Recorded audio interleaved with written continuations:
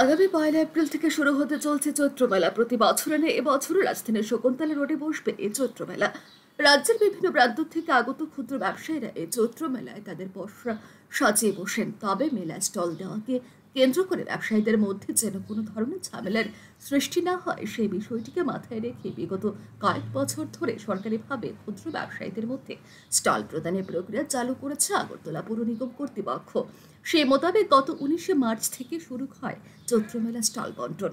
Stall বন্টন প্রক্রিয়া শেষে এবার ব্যবসায়ীদের সুবিধার্থে পৌর নিগমের উদ্যোগে স্টলের নম্বর অনুসারে জায়গা চিহ্নিতকরণের প্রক্রিয়া শুরু হয়।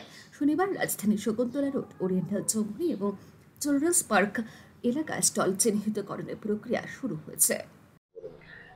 অ্যাকচুয়ালি আমরা মিউনিসিপাল কর্পোরেশনের অথরিটির নির্দেশ অনুসারে আগামী ১ তারিখ থেকে তো চৈত্রমেলা সংগঠিত হইব।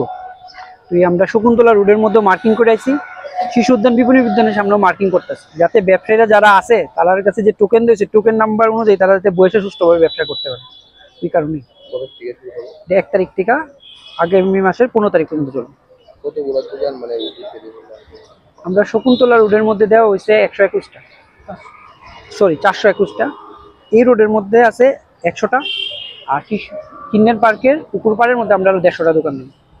উল্লেখ্য, আগরতলা পৌর নিগমের উদ্যোগে এবছর প্রায় ৬ শতাধিক স্টল বন্টন করা হয়, যার মধ্যে শকুন্তলা রোডে ৪২১টি, ওরিয়েন্টাল চৌমুহনী এলাকায় ১০০টি এবং চিলড্রেন্স পার্কের পুকুর সংলগ্ন এলাকায় ১৫০টি স্টল খোলা হবে বলে জানা গেছে। ব্যুরো রিপোর্ট, আর ই নিউজ।